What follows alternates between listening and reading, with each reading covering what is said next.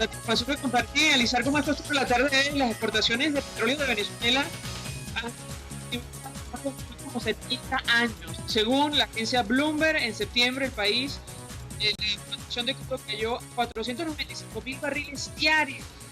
Eso es bajo que durante la huelga petrolera de los años 2002 y 2003. Lo comentaremos como es natural durante la tarde de hoy. En la Asamblea Nacional, serias diferencias salieron a relucir de la discusión del proyecto de acuerdo en respaldo a la ruta política integral que permitiría elecciones libres en Venezuela, mientras diputados de la Unidad apoyaron la celebración de comicios presidenciales. La fracción 16 de julio recordó la ruta planteada por el presidente encargado, que pasa por el cese de la usurpación, un gobierno de transición y elecciones libres. También hablaremos al respecto durante la tarde de hoy. Varios datos. La Asamblea Nacional rechazó el censo inmobiliario y el plan Ubica tu Casa, promovidos por el equipo de Nicolás Maduro. Además, reiteró la soberanía de Venezuela sobre el Esequibo. Y el sector salud en nuestro país protestó este día por salarios dignos, condiciones de trabajo e insumos. Además, la Organización de Estados Americanos exhortó al Tribunal Constitucional de Perú dirimir la crisis institucional generada por la disolución del Congreso, ordenada por el presidente Martín Vizcarra, y la posterior designación de una presidenta encargada. Esto es Conexión 750, comenzamos.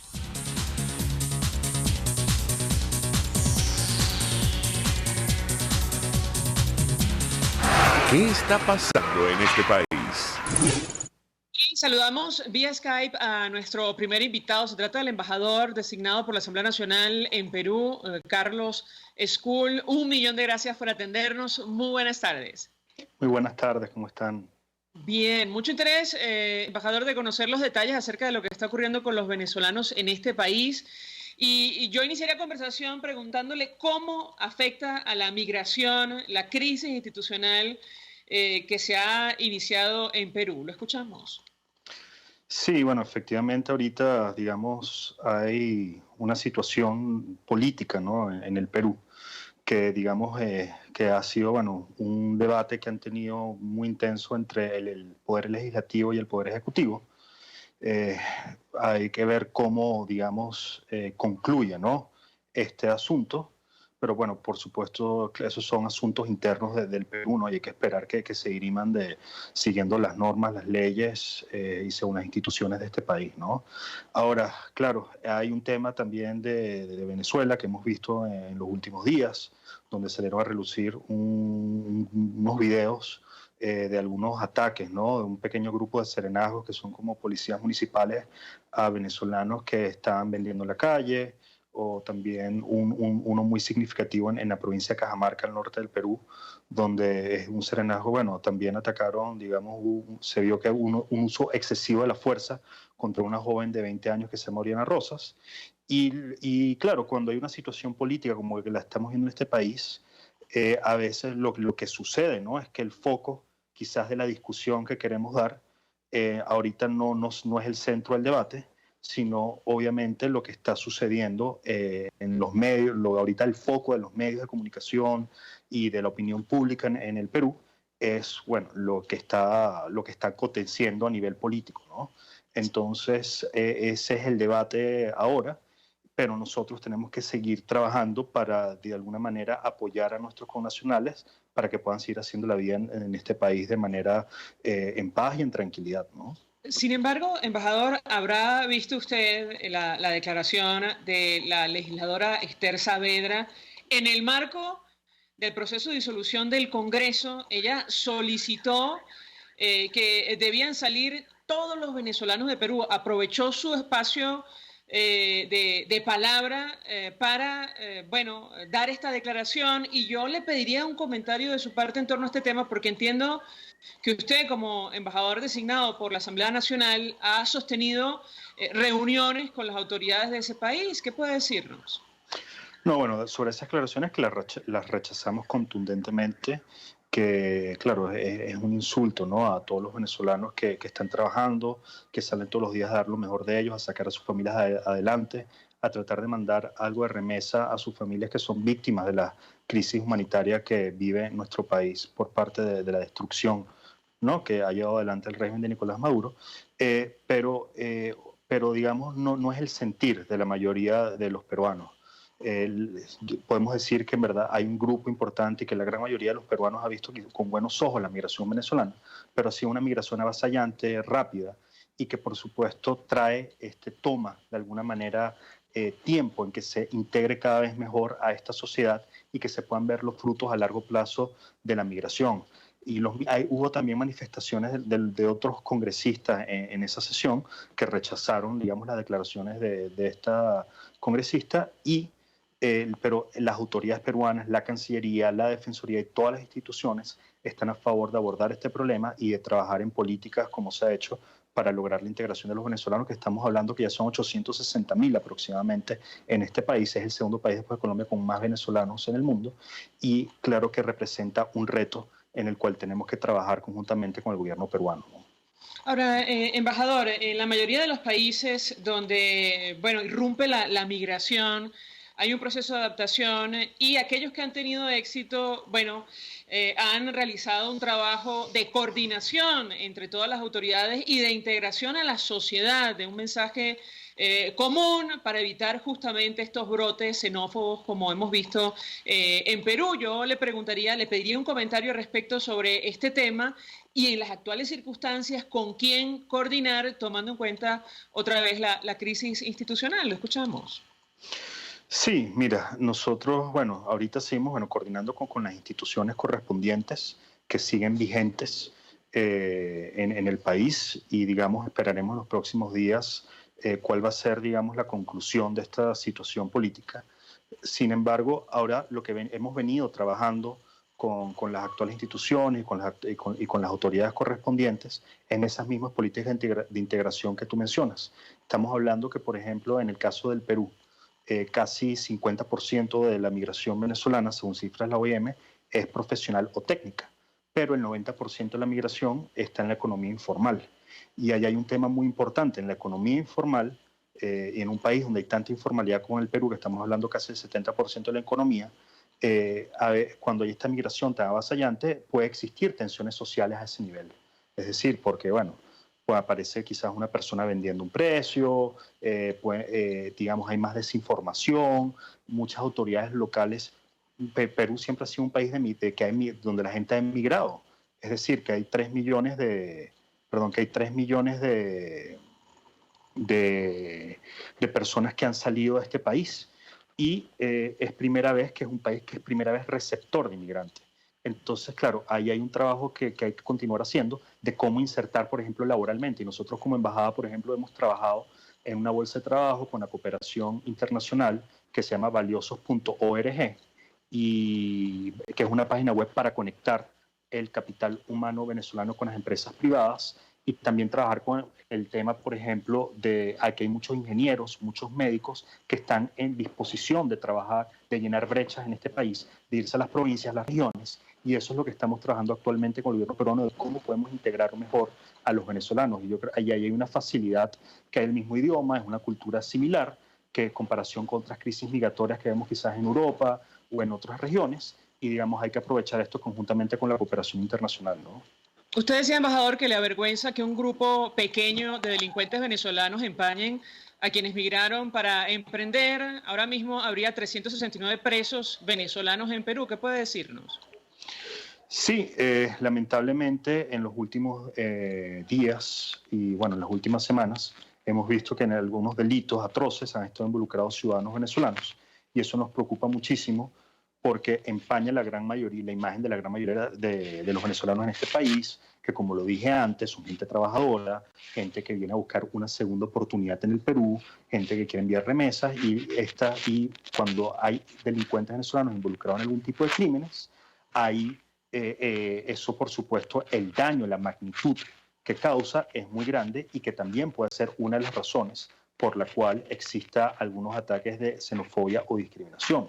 Y ahí nosotros nos hemos puesto la orden a través de la Comisión de Política Interior y el Estado peruano para abordar este tema. Sin embargo, lo que sí hemos dicho y reiteramos es que hay que poner este problema en sus justas dimensiones.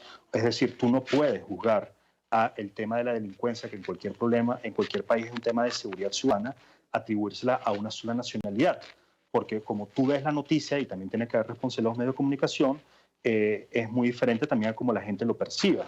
Y eso es un problema que hemos tenido que también, que tenemos que trabajarlo con los directores de los medios de comunicación en este país para que esto no se pueda salir de las manos. Esa cifra que tuviste, sí, hay aproximadamente 369, 370 presos venezolanos en las cárceles peruanas, y cuando tú comparas ese número con el universo de 860.000, te das cuenta en verdad que es un número pequeño comparado con la población. Y a una migración tan grande, tan masiva, cuando ya han salido más de 4 millones de personas por la crisis humanitaria ocasionada por Maduro, a veces se filtran estas personas que vienen a delinquir, y aunque hay que hacer un trabajo, lo que no tampoco se puede atribuirle a todos los venezolanos un problema sistemático que existe en nuestras sociedades, ¿no? Y yo creo que hay que trabajar y cooperar en ese sentido para que esto no empañe, y también visibilizar lo bueno y los aportes que han dado los venezolanos al Perú, y que estoy seguro que lo seguirán haciendo, y que estamos muy agradecidos con este país porque nos ha abierto las puertas y ha sido en verdad uno de los países más solidarios con los venezolanos, ¿no? Pero además, embajador, usted ha dicho en una declaración, me corregirá si me equivoco, el gobierno de Maduro estaría enviando colectivos delincuenciales al Perú. ¿Qué puede comentarnos?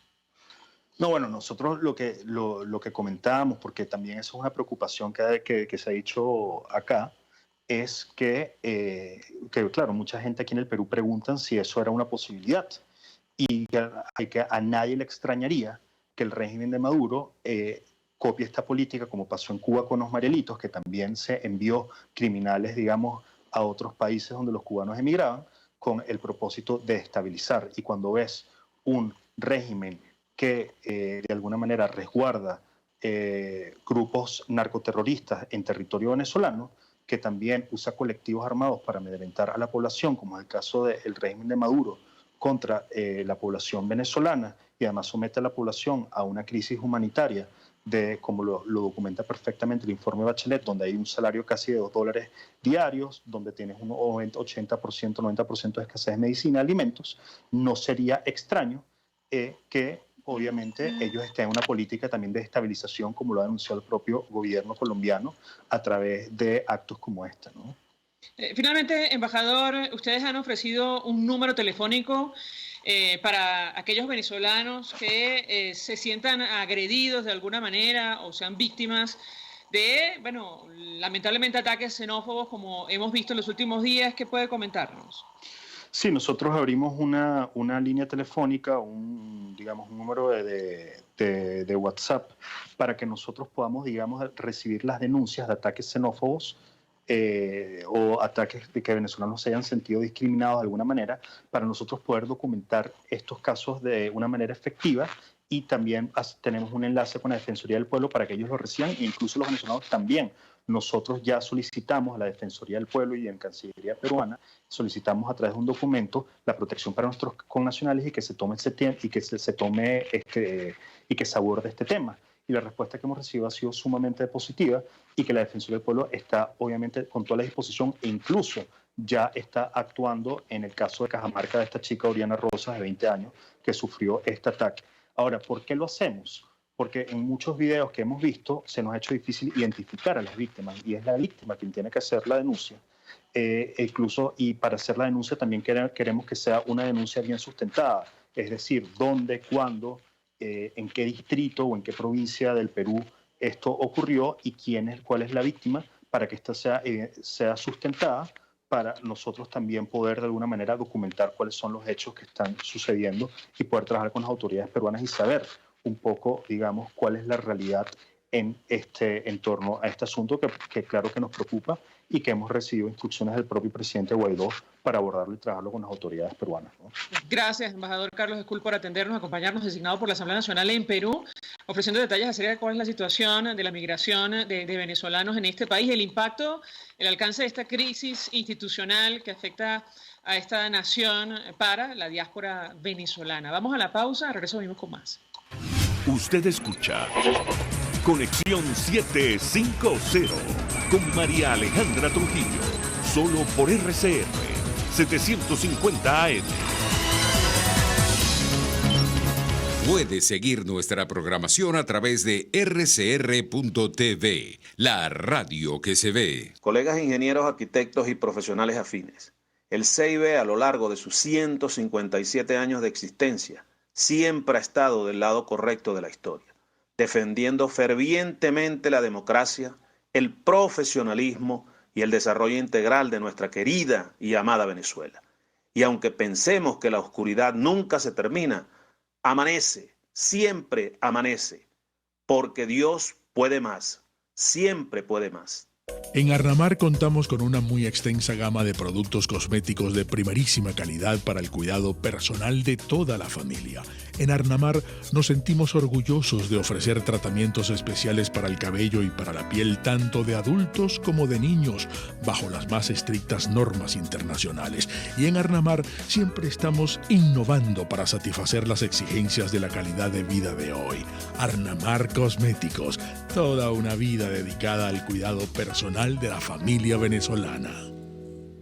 Mensaje del ingeniero Kenick Navarro, presidente del FONPRES CIB. Apreciado colega ingeniero, arquitecto y afín, el Fondo de Previsión Social del Colegio de Ingenieros de Venezuela, FONPRES CIB, diseñó para la protección de tu salud el Sistema Integral de Previsión Social. El mismo tiene a tu disposición beneficios de la solvencia, asistencia primaria de salud, el plan de salud con coberturas de acceso VIP, todos estos planes pensando en la protección de tu familia. Para mayor información visita fonprescibe.net.be. Colegio de Ingenieros de Venezuela, construyendo futuro. Jovel Álvarez es periodista de Pan Am Post. Yo creo que el gobierno interino tenía la misión, o la tiene todavía, de distinguirse del chavismo, quitándose taras que han perseguido a la izquierda tradicionalmente en los últimos 20 años. Y la principal, esta es mi opinión, debió ser la transparencia. ¿En qué podemos distinguirnos de esta gente? Pues siendo transparentes, declarando, dando cuentas. En estos 9 meses se ha hablado en la Asamblea Nacional de muchas cosas, algunas, por cierto, sin relevancia. Una de las que se ha hablado es en establecer mecanismos para cuando se puedan hacer elecciones. Pero ¿quién ha hablado de establecer mecanismos para rendir cuentas del dinero que se ha gastado? De eso nadie habla. Entonces, ¿dónde está la transparencia del gobierno interino en todos estos aspectos? Por todos los medios, conmigo, de lunes a viernes a las 8 de la mañana, por rcr.tv, la radio que se ve. El poder de la comunicación en tus manos. Conexión 750 con María Alejandra Trujillo. Solo por RCR 750 AM. Continuamos, amigos, de Conexión 750 y compartimos informaciones que están en desarrollo en Venezuela más allá de nuestras fronteras. Comentábamos al inicio que las exportaciones de petróleo de Venezuela cayeron al nivel más bajo de los últimos 70 años, al menos así lo reporta la agencia Bloomberg. El promedio de septiembre fue de 495.000 barriles por día. Para hablar acerca de este tema, saludamos vía telefónica a Andrés Rojas Jiménez, periodista especializado en el área económica, está al frente del portal petroguía.com. Andrés, gracias por atendernos, buenas tardes. Buenas tardes, María Alejandra, un saludo para ti y para tus oyentes. Un gusto conversar contigo. Te pediría una primera reacción de tu parte con relación a este tema, el alcance de esta debacle o caída durísima de la producción petrolera en nuestro país. ¿Qué puedes decirnos?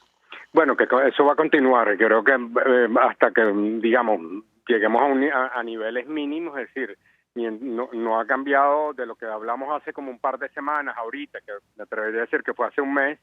Creo que eso va a continuar y lo vamos a seguir viendo. Es decir, no hay este país, mientras no haya una rectificación en la conducción económica y eso está atado al tema político, el tema petrolero no va a haber salvación. Es decir, ni que el ministro Quevedo haga todas las misas que sea, fíjate que ya creo que ni la ha optado porque prácticamente terminó haciendo el ridículo. Dudamos mucho de que, es lo que dicen los expertos, es decir, no han cambiado las condiciones como para que pueda darse un revés en la situación política. Hace como un mes que cuando conversábamos yo te utilicé un término que quizás fue un poco fuerte, pero que revela mucho de lo que este país está marcado, es decir, te hablé de un país desahuciado. Eso no ha cambiado a la vuelta de un mes, todo lo contrario, las sanciones más bien se han agravado y las opciones de mercado que hay prácticamente son nulas. Entonces, frente a esa realidad, fíjate por decirte algo, ese es el reporte de Bloomberg. Acaba de salir el reporte del Departamento de Energía con data todavía actualizada hasta el mes de julio, pero vemos, por ejemplo, que países como Argentina se convierten en el principal suplidor de crudo importado de Citgo. Entonces ya el mercado estadounidense nosotros no lo estamos atendiendo. Venezuela está teniendo serias limitaciones para atender el mercado asiático, que era su salvación. Y básicamente porque la forma como se han establecido las sanciones prácticamente imposibilitan la comercialización. Pero es que desde el punto de vista interno no se han adoptado ninguna medida dirigida a corregirla, que muchas podrían adoptar, es decir, el gobierno podría adoptar en algunos casos facilitando algunos elementos al socio, pero eso ni siquiera se ha hecho. Y si a eso le agrega el tema de las sanciones, entonces de aquí a final de año, María Alejandra, salvo que haya un correctivo, y aún en ese caso, vamos a asumir el escenario, que haya un correctivo, se llegue a un acuerdo político, porque no debemos olvidar que las sanciones están atadas a que haya una resolución política en el conflicto. Mientras eso no exista, Venezuela no tiene salida. O sea, Venezuela es un país desahuciado, literalmente. Por mucho emprendimiento que haya, el 90% de las divisas, bueno, ya en este momento yo creo que vamos a un escenario en el cual las divisas las aportan la diáspora. Es decir, porque lo que se genera internamente no alcanza a construir niveles de una economía como la que tuvo Venezuela, marcada por el petróleo.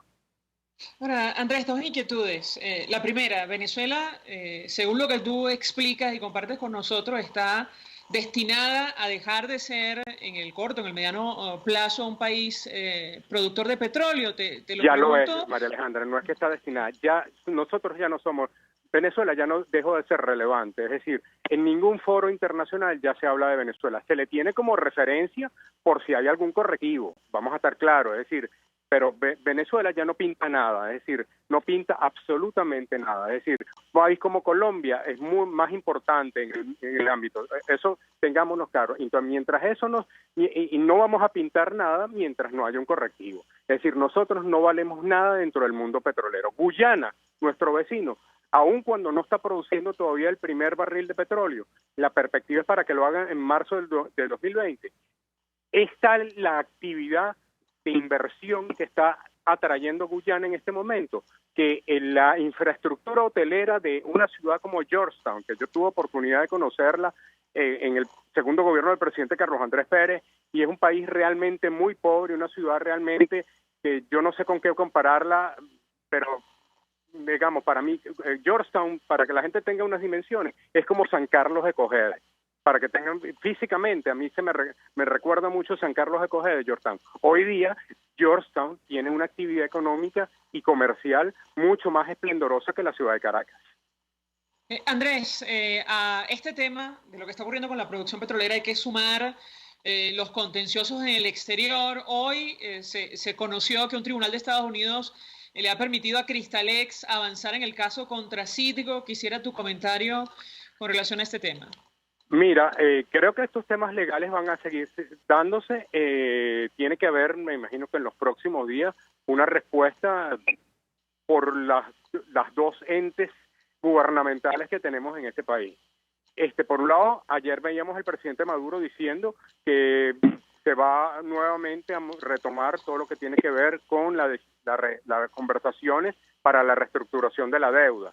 Entonces, aquí hay una pregunta que tienen que aclarar la vicepresidenta Delcy Rodríguez y el vicepresidente para el área económica, Tarek El Aissami, si es los compromisos con Cristalex, con Citgo, etcétera, donde se compromete el capital de Citgo, entran dentro de esa negociación. Y por el lado de la Asamblea Nacional, María Alejandra, también tiene que haber una respuesta, porque ese equipo económico lo estaba liderando el economista Ricardo Hausmann, con toda la reputación que tiene el economista Hausmann mundialmente. Vimos la semana pasada donde él delegaba esas funciones a Alejandro Plas, que no es tan conocido dentro del mundo de los multilaterales como si lo es Hausmann.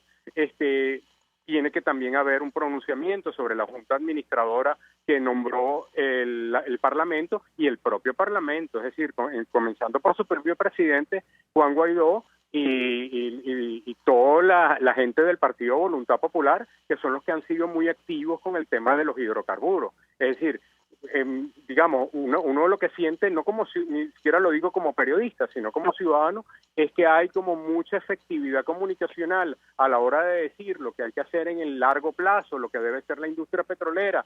Se introdujo un proyecto de ley de hidrocarburos, se introdujo una serie de propuestas dentro del documento Venezuela Energética, pero no ha habido una respuesta sobre lo que se vaya a hacer con las obligaciones de Crystal Lake, y a eso súmale, María Alejandra, que al final de mes hay dos hechos que están gravitando sobre el sector de hidrocarburos. Por un lado, el pago del bono PDVSA 2020, y que estamos hablando de 800, 900 millones de dólares, y si a Chevron el Departamento del Tesoro le extiende o no le extiende la licencia para continuar operando en Venezuela.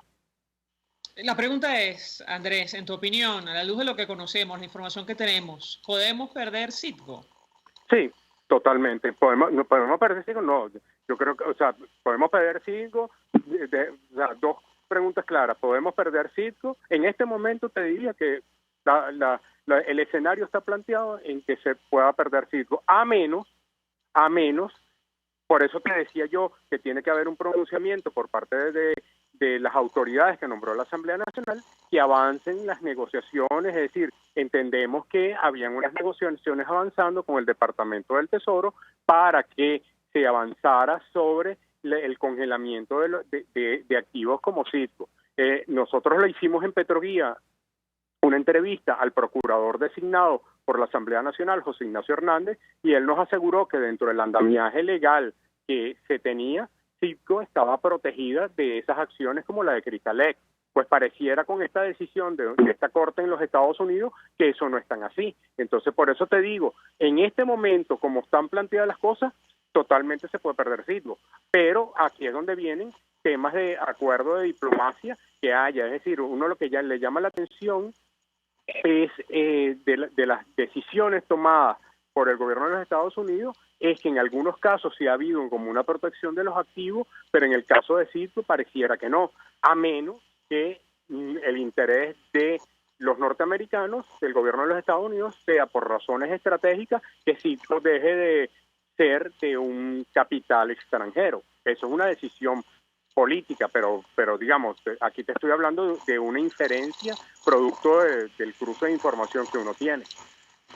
Sí, pero que además se va a dilucidar, me corregirás tú, en el corto y en el mediano plazo. Si esto avanza... De todas maneras, María Alejandra, ya hoy día, aún antes, ya Citgo, es decir, cuando uno ve el último informe que se dio a conocer de PDVSA del año 2017, ya uno se da cuenta allí que prácticamente Citgo no era tan relevante desde el punto de vista de recepción de crudo, porque salía mucho más económico comprar crudo en los Estados Unidos que importarlo de Venezuela, porque Estados Unidos venía incrementando su producción. Y te estoy hablando de un escenario todavía que no teníamos esta bipolaridad en autoridades, es decir, al año 2017. Eso se agravó en el año 2018, aún sin entrar en vigencia las sanciones comerciales de enero de este año. Cuando tú ves la data del Departamento del Tesoro, el gran ganador, y aquí te lo he dicho en otras oportunidades que hemos conversado, si hay un país que ha salido enormemente ganando en su sector de hidrocarburos, es Colombia. Es decir, Ecopetrol se dio el lujo de decirle al mundo que incrementó 20% sus exportaciones a Estados Unidos, primer semestre de 2019 versus primer semestre de 2018, gracias, es verdad que hay un esfuerzo que ha tenido el Ecopetrol desde que está el presidente Duque, pero también por la tajada que le dejó Venezuela y la agarró Colombia. Y no debemos olvidar que en Colombia hay tan buena parte de los gerentes y profesionales que fueron despedidos y fueron sacados no solamente en el paro del 2002, sino en el proceso de estatización de empresas que llevó adelante el presidente Chávez. Es decir, creo que lo que nos siembra vientos y recoge tempestades. Es decir, buena parte de lo que estamos viendo hoy día no es producto de las sanciones solamente, no es producto de la realidad ahorita, sino es producto de lo desacertada que fue la política petrolera desde prácticamente el año 1999. Gracias, Andrés Rojas Jiménez, por atendernos, acompañarnos, periodista especializado en el área económica. Está al frente del portal petroguía.com, expresando opinión y análisis acerca de la industria en nuestro país, que vive su peor momento, al menos en los últimos 70 años. Las exportaciones han caído hasta 495.000 barriles aproximadamente, según información de la agencia Bloomberg, y está este contencioso de Citgo. Un tribunal de Estados Unidos ha permitido, trascendido el día de hoy, que Cristalex avance en el caso contra esta empresa, el principal activo que tiene Venezuela en el exterior. Vamos a la pausa, a regreso venimos con más. Estás en sintonía de Conexión 750, solo por RCR 750 AM. Sintonícenos a través de Periscope, @RCR750, la radio que se ve. Colegas ingenieros, arquitectos y profesionales afines, el CEIBE, a lo largo de sus 157 años de existencia, siempre ha estado del lado correcto de la historia, defendiendo fervientemente la democracia, el profesionalismo y el desarrollo integral de nuestra querida y amada Venezuela. Y aunque pensemos que la oscuridad nunca se termina, amanece, siempre amanece, porque Dios puede más, siempre puede más. Para tus celebraciones privadas, familiares, laborales o de graduación, te recomiendo el restaurante Lon Low. Acércate y pide tu presupuesto y ponle música, decoración, pasapalos, comida y más a tu celebración. Acércate y coordina para que tu celebración sea inolvidable y degustes exquisitos platos nacionales e internacionales. Avenida Teresa de la Parra en Santa Mónica, calle Rufino Blanco Fombona, a la derecha después del centro comercial. Bar restaurante Lon Low, poquito, pero sabroso, Mensaje del ingeniero José Peraza, tesorero del FOMPRES CIB. Estimado colega ingeniero, arquitecto y profesional afín, el Colegio de Ingenieros de Venezuela, el Fondo de Previsión Social, preocupado por la salud de tu familia, ha diseñado un sistema de salud integral que coloca a tu disposición y que contiene asistencia primaria de salud, ambulancia, hospitalización, cirugía, oftalmología, dermatología, fisioterapia, psicología, odontología, farmacia y funerario. Para mayor información, visítanos a nuestros portales cib.net.be, fomprescib.net.be, Colegio de Ingenieros de Venezuela, construyendo futuro. RCR 750 AM, porque lo bueno une. Este programa es presentado por Puig es María. María es de Puig. La Academia de Ciencias Físicas, Matemáticas y Naturales presenta El progreso tiene su ciencia. Hoy presentamos Museo de Biología. 68 años identificando y catalogando. En enero de 1948, el profesor Giorgio Marcuzzi, zoólogo italiano de la Universidad Central de Venezuela, ensambló una modesta colección de insectos, arañas y otros ejemplares zoológicos que, posteriormente, daría origen a una de las principales colecciones biológicas de Venezuela, el Museo de Biología de la Universidad Central de Venezuela. A la iniciativa de Marcuzzi se le sumaron el profesor Hannis Rasenis y el bachiller Hannis Rose, quienes obtuvieron más de 3.500 ejemplares zoológicos del Parque Nacional Henri Pittier, una muestra de considerable tamaño que ameritaba la fundación de un museo. Se fundó entonces el Museo de Biología en 1949, con la misión de colectar y preservar muestras de fauna y flora venezolana con fines científicos, docentes y divulgativos. En 1951, con tan solo 2 años, ya contaba con alrededor de 12.000 ejemplares de la fauna y 2.000 ejemplares entre plantas superiores, helechos, musgos, líquenes, hongos y algas. Una de sus colecciones más valiosas era la de arañas, con 500 ejemplares, 100 de los cuales eran nuevas especies para la ciencia. El profesor Rasenis, entonces, consideró conveniente crear una revista científica para la difusión de trabajos producto de las investigaciones desarrolladas en el museo. Así nació, en 1951, la revista Acta Biológica Venezuelica, que hoy se mantiene como un importante órgano de difusión de la actividad científica del país.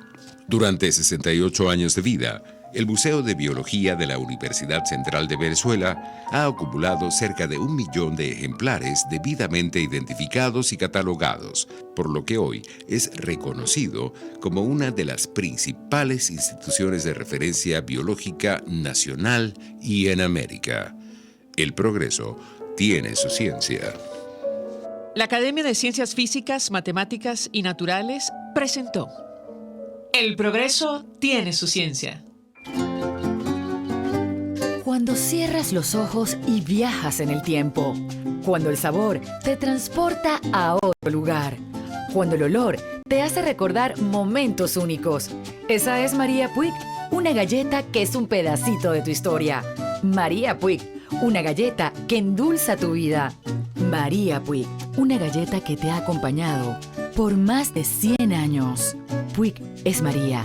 María es de Puig. Este programa fue presentado por Puig es María. María es de Puig. RCR 750 AM. Porque lo bueno une. María Alejandra Trujillo te acompaña en Conexión 750. Solo por RCR 750 AM. Claro y raspado.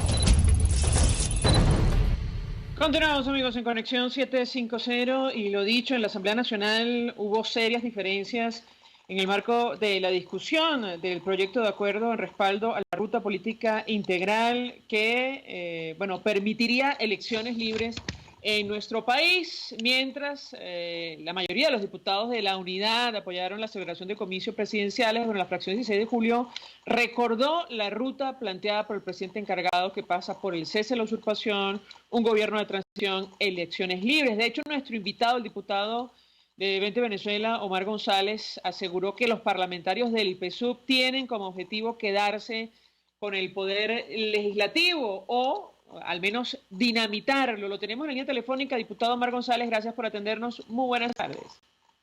Buenas tardes, muchísimas gracias por el contacto.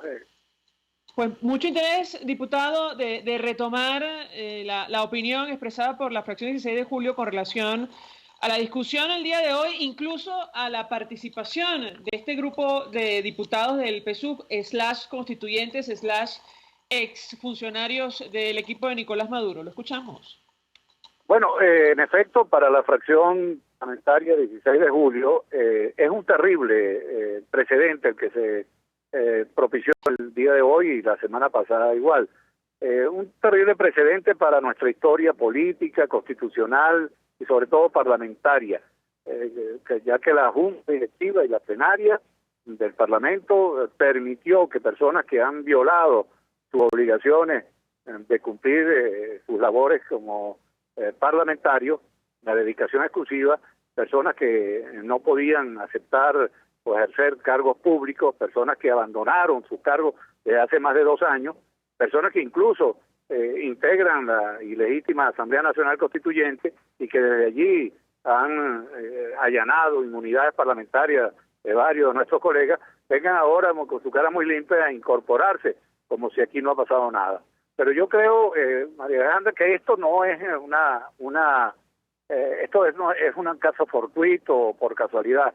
No, ellos van, y se lo hicimos saber a nuestra opinión al resto de los diputados, con unos objetivos muy claros, que no nos dejemos engañar.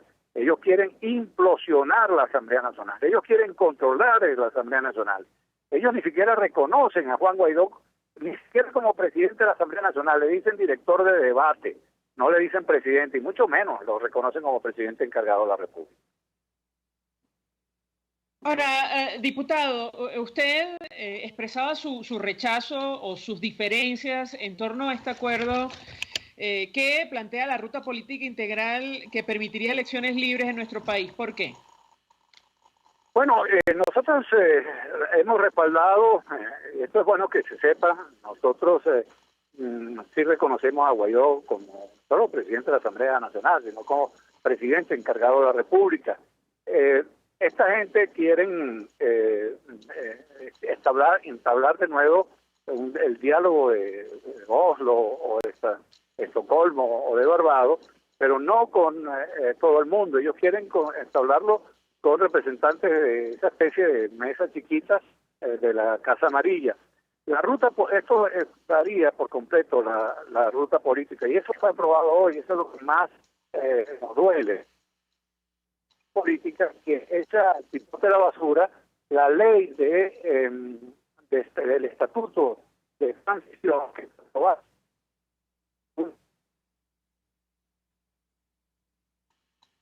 Si tenemos allí problemas con la comunicación, vamos a tratar, le digo a mi equipo, de tomar la llamada internamente con el diputado Omar González, porque no escuchamos con claridad lo que tiene que decir. Nos interesa mucho escuchar la opinión expresada. Se cayó la llamada. Sí, efectivamente, esto tiene que ver, y siempre lo comentamos, lo subrayamos, con la crisis, el caos de los servicios públicos en nuestro país, producto, y cito el informe de la expresidenta Bachelet, del desvío de recursos, la corrupción, la desinversión, que nos ha dejado sin electricidad, sin acceso a agua potable, a gas doméstico, y siempre incluimos las dificultades para comunicarse por telefonía básica, celular, incluso a través de Internet. Por eso se refieren a Venezuela como Estado fallido más allá de nuestras fronteras, es incapaz de garantizar servicios básicos a la población. Pero en todo caso nos interesa conocer la opinión del diputado González. Decía que les dolió especialmente la aprobación de este acuerdo. ¿Por qué razón, diputado? Lo escuchamos. Bueno, les decía, y me disculpan que se haya caído, pero esta es la conectividad que tenemos en Venezuela, que unas elecciones como la que están planteando, con Maduro y su camarilla en el poder, con las Fuerzas Armadas al frente del Plan República, y con el mismo Consejo Nacional, aunque tenga otro nombre, esto se va a convertir en un nuevo fraude, una nueva trampa. Y nosotros sí creemos que nosotros debemos respetar las cosas que aprobamos, esa ruta política que aprobamos, respetar el 233, e incluso la ruta política ahora pasa por la aplicación de un tratado que nosotros, no digo nosotros, la gente, el ciudadano, presionó para que se aprobara. Me refiero al Tratado Interamericano de Asistencia Recíproca, el TIAR. Nosotros ahora no podemos destruir con los pies lo que construimos con las manos. 16 de 18 países que integran el TIAR nos apoyaron. Y el TIAR y una nueva negociación de Noruega, en Oslo, en Barbados, en cualquier parte, no es compatible. Entonces aquí hay muchos factores, y nosotros la verdad que siempre le hemos dicho al pueblo venezolano que hablamos con la verdad y que respetamos la justicia y que respetamos las leyes. No podemos caer en esta nueva trampa que nos tiende el régimen, y por eso hablamos con toda franqueza hoy en la plenaria de la Asamblea Nacional. Diputado, ¿qué responde usted a argumentos como los que esgrimió el diputado Henry Ramos Ayub, de Acción Democrática? Él decía, palabras más, palabras menos, hablo de memoria, usted me corregirá si me equivoco, que no hay una acción de fuerza planteada por ninguna nación, ningún gobierno estaría dispuesto a ello, y habría que explorar esto de la convocatoria a unas elecciones presidenciales como salida a la crisis política, incluso para dar fin a la usurpación. ¿Qué responde usted a un planteamiento de esta naturaleza, en primer lugar? Y en segundo lugar, ¿por qué ha sido imposible limar diferencias, es decir, llegar a una posición común entre los factores que hacen vida en el Parlamento venezolano? Lo escuchamos. Yo seguí con mucho detenimiento la intervención del diputado Henry Ramos Ayub, que tiene toda la experiencia en el campo parlamentario. Él expuso allí que él no creía, que él no estaba en su mano el cese de la usurpación, que no era posible por parte nuestra que Maduro abandonara. En eso no coincidimos nosotros, y tampoco es que nosotros estamos promoviendo la consigna que tradicionalmente han utilizado los cubanos, de que nosotros estamos promoviendo una invasión. No, nada de eso. La activación del TIAR, que ya fue aprobado, tiene una serie de disposiciones que hacen que sea imposible que Maduro se mantenga, el régimen se mantenga en el poder. Y esto no puede, en este momento, cada vez que tiene el agua al cuello, sale alguna alternativa como la que se ha planteado hoy, de una negociación o un nuevo diálogo, y esto le da oxígeno, le da tiempo al régimen, y así nos ha tenido durante 20 años. En este caso yo creo que es insostenible, insoportable la situación. La tragedia venezolana es demasiado grande, y lo que está sucediendo no solamente dentro de nuestro país, donde diariamente salen miles y miles de personas hacia otros destinos, sino que ya en algunas naciones esto ha generado un movimiento xenófobo terrible, trágico, que incluso le ha costado la vida a muchos de nuestros compatriotas, y esto se está acrecentando. Yo creo que esto está en la agonía. Ahora, si nosotros le tiramos un salvavidas para sentarnos de nuevo a un diálogo, la gente que está dispuesta a ayudarnos con medidas judiciales, de justicia internacional, con la policía internacional que combaten los delitos de lesa humanidad que se están cometiendo en Venezuela, los delitos de narcotráfico, los delitos de la presencia de grupos armados como la FARC, el ELN, el Hezbollah, el Hamas, etcétera, etcétera. Bueno, podrían actuar, pero si nosotros mismos, los venezolanos, nos ponemos en esto de sentarnos a negociar un diálogo, bueno, encuentren ustedes la solución, y eso no debe ser así. Yo estoy seguro que si esto se somete a un referéndum del pueblo venezolano, el pueblo venezolano con toda su sapiencia votaría con todo su empeño, con todo su corazón, para que esto termine. El venezolano que quiere salir de esta pesadilla ya. Esto es trágico, y el hemisferio está en peligro. Lo que está pasando en Perú, lo que está pasando en Argentina, lo que está pasando en Bolivia, en Colombia, en Brasil, en todos estos países, se representan una gravísima amenaza para la paz y la democracia del continente. Gracias, diputado Omar González, por atendernos. Acompañamos al diputado de 20 de Venezuela, forma parte de la fracción 16 de julio. Tomó la palabra el día de hoy para expresar su rechazo al acuerdo sometido a debate, aprobado en respaldo a la ruta política integral que permitiría unas elecciones libres en nuestro país. Vamos a la pausa. Regreso, venimos con más. Escuchamos Conexión 750, solo por RCR.